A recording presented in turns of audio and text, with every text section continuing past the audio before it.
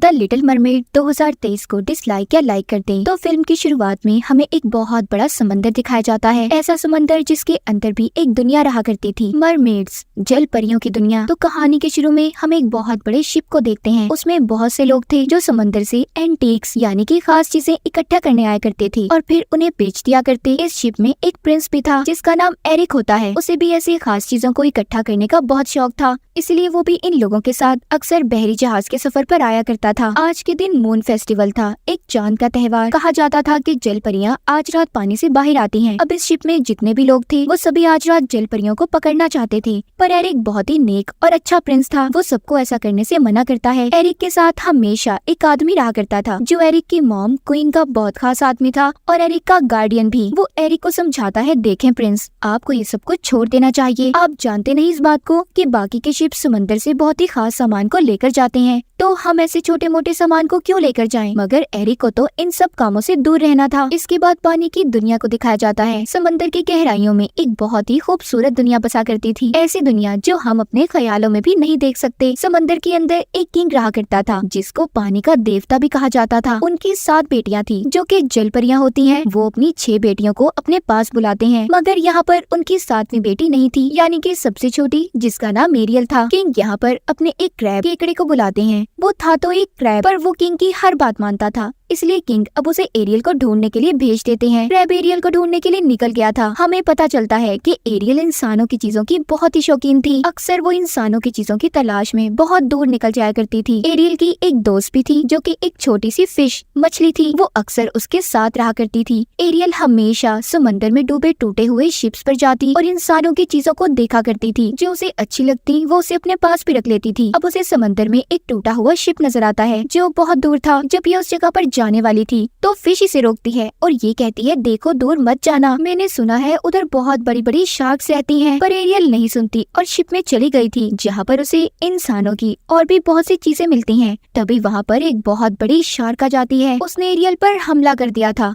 मगर एरियल उसे जाल में फंसाकर वहाँ से बचकर निकल गई थी। उसका एक परिंदा दोस्त भी था। दरअसल उसे शिप से फोक कांटा मिला था, जिसे लेकर वो अपने परिंदे दोस्त के पास जाती है और उससे पूछती है कि इसे किस चीज के लिए इस्तेमाल किया जाता है। उसको भी इन बातों का पता तो नहीं था। वो एरियल से कह देता है कि इससे तो बाल बनाए जाते हैं। ये सुनकर एरियल भी उस कांटे से बाल बनाने लगी थी। तो अभी यहाँ पर क्रैब आ जाता है जो किंग का पैगाम लेकर आया था। वो बताता है कि क्या आप जानती है आज मून फेस्टिवल है, तो किंग आपको बुला रहे हैं। ये सुनकर एरियल जल्दी जल्दी तेजी से तैरकर किंग यानी कि अपने डैड की मीटिंग में पहुंच गई थी। यहाँ पर समंदर में हमें एक सी विच पानी की जादूगरनी दिखाई जाती है जिसके बहुत बड़े बड़े टेंटिकल्स थे, बिल्कुल ऑक्टोपस की तरह। उस विच ने एरियल पर नजर रखी हुई थी। अब खैर एरियल अपने डैड के पास आ जाती है जहाँ पर उसके डैड उससे बहुत नाराज थे। वो पूछते हैं कि तुम कहाँ पर थी। एरियल बताती है वो इंसानों की चीजों को देख रही थी। ये सुनकर किंग यानी कि उसके डैड को गुस्सा आ गया था। एरियल अपने डैड से कहती है, मुझे समझ नहीं आती आपको इंसान इतने बुरे क्यों लगते हैं, उनकी दुनिया बहुत प्यारी है, वो बहुत अच्छे लोग हैं। दरअसल एरियल की मॉम की मौत के जिम्मेदार इंसान ही थे,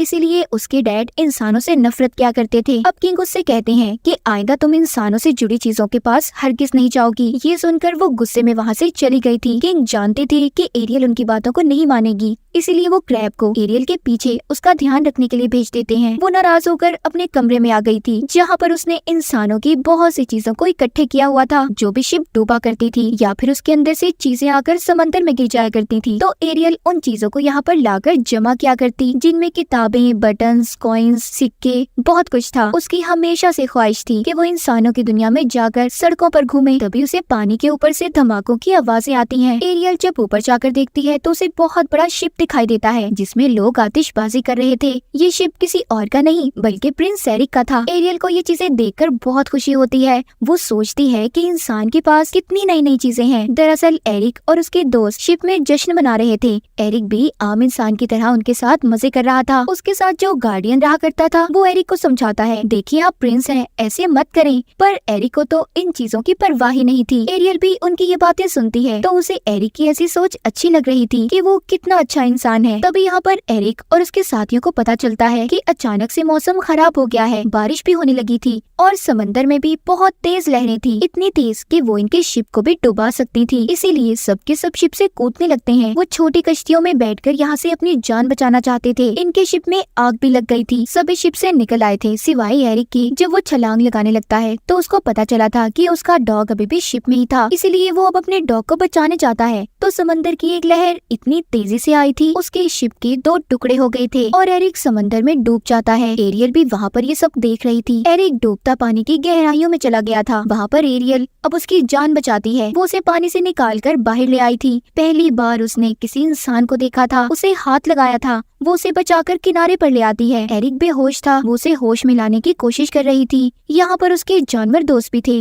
वो सभी आपस में ये बातें करते हैं कि किंग को ये बात कोई नहीं बताएगा कि एरियल ने किसी इंसान की जान बचाई है। उधर एरियल एरिक को होश में लाने की कोशिश कर रही थी। वो गाना भी गाती है, मगर तभी महल से कुछ गार्ड्स आ जाते हैं जो एरिक की तलाश में आए थे। जब एरिक अपनी आंखें खोलता है तो गार्ड आकर उसे अपने साथ ले गए थे। उसने एरियल को नहीं देखा था, पर वो जानता था कि उसकी जान एक लड़की ने बचाई है। एरियल भी गार्ड को देखकर छुप गई थी। ये सब वो पानी की विच भी देख रही थी, जिसको हमने कहानी के शुरू में देखा था कि उसने एरियल पर नजर रखी हुई थी। उसका इस चीज के पीछे बहुत बड़ा मकसद था। अब हम एरियल को देखते हैं। जब से वो इंसान से मिली, यानी कि एरिक से, तब से और ज्यादा खोई खोई रहने लगी थी। अब तो वो इंसानों की दुनिया में जाना चाहती थी। हर रोज वो एरिक का इंतजार करती कि शायद वो कभी उसे ढूंढने पानी पर जरूर आएगा। दूसरी तरफ एरिक, जिसका इलाज चल रहा था, वो ठीक होकर अपनी मॉम के पास आता है, जो कि क्वीन थी। वो अपनी मॉम से पूछता है, क्या आप लोगों को वो लड़की मिली जिसने उस रात मेरी जान बचाई थी? उसकी मॉम कहती है, नहीं अभी तो नहीं, पर हाँ जल्दी हम उसे ढूंढ लेंगे। पर बेटे आपको भी आराम करना होगा। एरिक कहता है, नहीं मैं ठीक हूँ, मुझे बस जल्दी उस लड़की को ढूंढना है जिसने मेरी जान बचाई थी। मैं उसे देखना चाहता हूँ। एरिक को भी इस बात पर शक था कि शायद वो लड़की मरमेड, एक जल परी है जिसने उसकी जान बचाई थी। वो रोज समंदर के किनारे जाकर एरियल को ढूंढा करता था। वो शिप पर भी जाता है। उसे यकीन था कि अगर वो फिर से अपनी जान को खतरे में डालेगा तो वो जल परी उसे बचाने जरूर आएगी। उधर पानी में भी एरियल खोई खोई रहने लगी थी। उसकी बहनें समंदर में गिरी हुई शिप को हटा रही थी, जो कि एरिक का शिप था। एरियल यहाँ पर अपनी बहनों से कोई बात नहीं करती। अब उसके डैड को भी उस पर शक हो गया था कि एरियल को किसी इंसान से प्यार हो गया है। एरियल के डैड यानी कि किंग के बाद क्रैब से पूछते हैं। उसने भी सब सच बता दिया था कि हाँ एरियल ने एक इंसान की जान को बचाया था।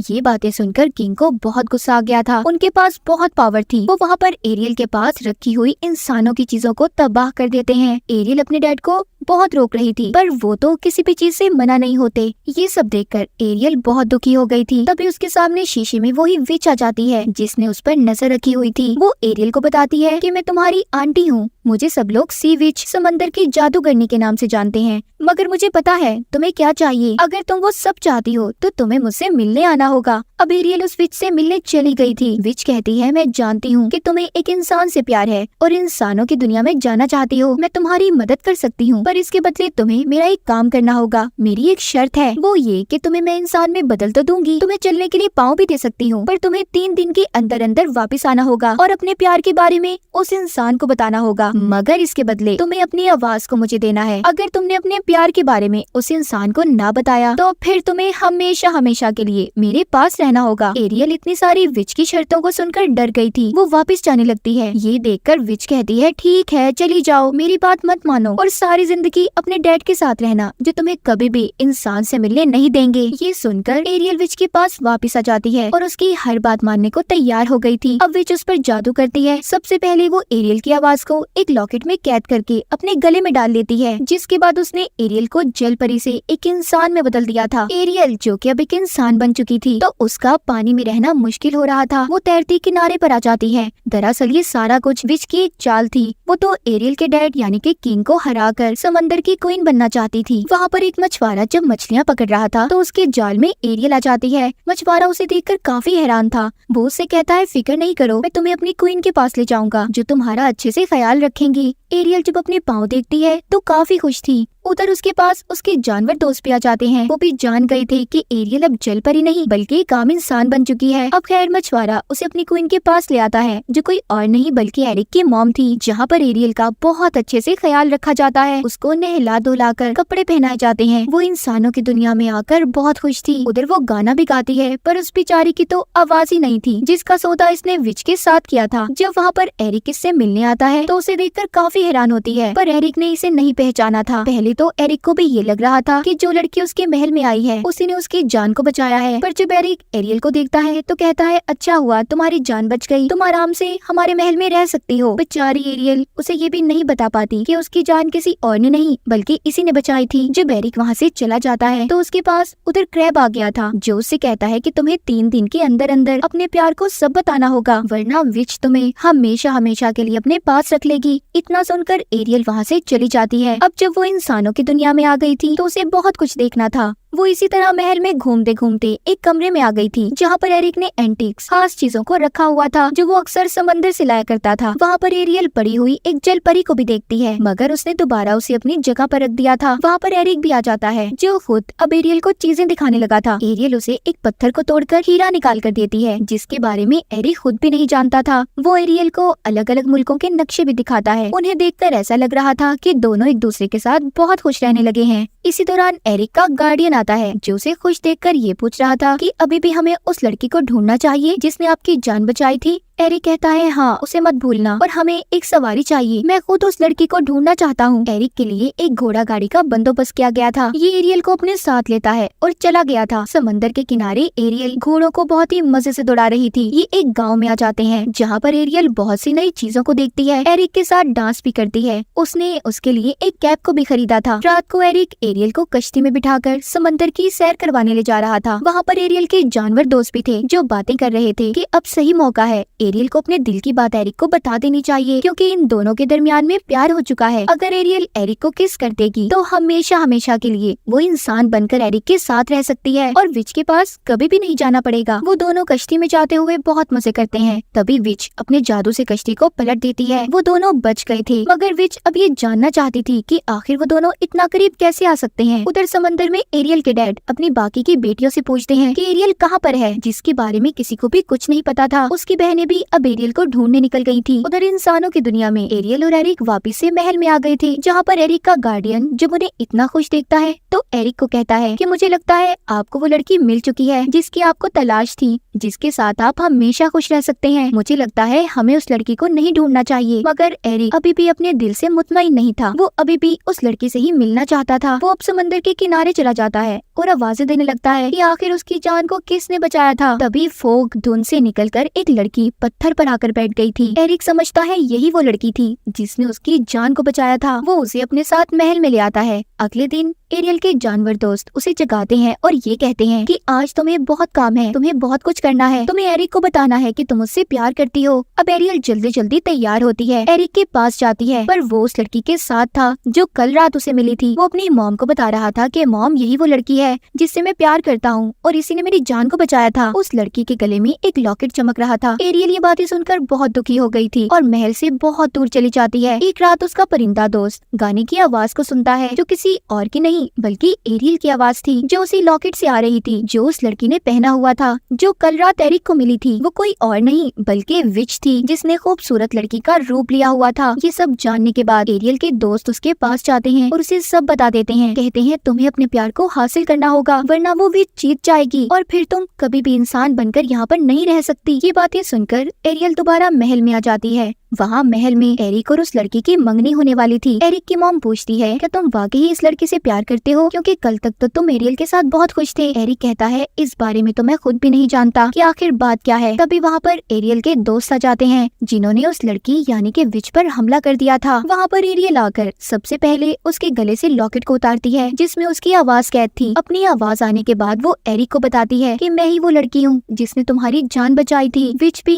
अपने असली रूप में आ गई थी। वो अपने बड़े बड़े टेंटिकल से सब पर हमला कर देती है। एरियल जब वापस जल परी के रूप में आ गई थी तो वो उसे अपने साथ दोबारा से समंदर में ले गई थी। समंदर में एरियल के डैड आ गए थे जिनको विच बताती है कि तुम्हारी बेटी की मुझसे डील हुई थी, एक ऐसी डील जो चाहकर भी तुम नहीं तोड़ सकते। अब एरियल के डैड अपनी बेटी को बचाने के लिए अपनी जान का सौदा विच से कर लेते हैं। विच ने अपने जादू से किंग को मार दिया था और उनका जादुई हथियार भी ले लेती है। विच का मकसद तो पूरा हो गया था। वो पूरे समंदर की क्वीन बनना चाहती थी जो उसने हासिल कर लिया। लिया था। वो एरियल को मारने वाली थी। तभी समंदर में एरियल को बचाने एरिक भी आ गया था, मगर विच अब अपने ऊपर जादू करती है और खुद को एक बहुत बड़े ऑक्टोपस में बदल लिया था जो पूरे समंदर जितना था। एरिक भी एक शिप पर लटका हुआ था। एरियल एरिक को बचाने की कोशिश कर रही थी, उधर विच एरियल को मारने की अलग अलग तरीके अपना रही थी। एरिक एक पहाड़ पर बैठ जाता है। एरियल जो कि शिप के पास थी वो शिप को घुमाकर विच के अंदर घुसा देती है, जिससे उसका सारा जादू खत्म हो गया था और वो एक आम इंसान बनकर खत्म हो जाती है। उस विच के मरने के बाद एरियल के डैड किंग भी जिंदा हो गए थे। एरियल अपने डैड का जादुई हथियार भी उन्हें लाकर देती है, पर अब वो अपनी या एरिक के बारे में कोई बात नहीं करती क्योंकि उसके डैड ने उसकी खातिर अपनी जान को दे दिया था। उधर एरिक भी तैरकर समंदर के किनारे आ जाता है और अपनी मॉम से कहता है कि मुझे समंदर के अंदर जाना है एरियल को लाने, पर उसकी मॉम उसे समझाती है, देखो ऐसा नहीं हो सकता, तुम एक आम इंसान हो जबकि वो एक जल परी, वो अपनी दुनिया में जा चुकी है। समंदर में एरियल के डैड क्रैब से पूछते हैं, क्या मैंने सब ठीक किया? अगर सब कुछ ठीक हो गया है तो मेरी बेटी इतना उदास क्यों रहती है? क्रैब बताता है कि आपकी बेटी की खुशी इंसान बनने में है और एरिक के साथ है जिससे वो प्यार करती है। ये सुनने के बाद किंग अपनी बेटी को इंसान में बदल देते हैं। उधर एरिक अब तक एरियल का इंतजार कर रहा था। आखिरकार एरियल एक इंसान बनकर एरिक के पास पहुंच जाती है। वो दोनों मिल गए थे, जिसके बाद अब एरियल हमेशा इंसान बनकर रहेगी। महल के अंदर दोनों की शादी हो जाती है। पूरी दुनिया घूमने के लिए ये तैयार थे। एरिक अपनी मॉम से मिलता है और जाने से पहले एरियल अपने डैड से मिलती है। उसके डैड बताते हैं कि मैं गलत था, हर इंसान बुरा नहीं होता, अब हम मरमेड्स मिलकर इंसानों के साथ रहेंगे। ये सुनकर एरियल बहुत खुश होती है, जिसके बाद ये दोनों हंसी खुशी अपने सफर पर निकल जाते हैं, जो सफर इनका पूरी दुनिया घूमने का था। और इसी के साथ इस मूवी की कहानी यहीं पर खत्म हो जाती है।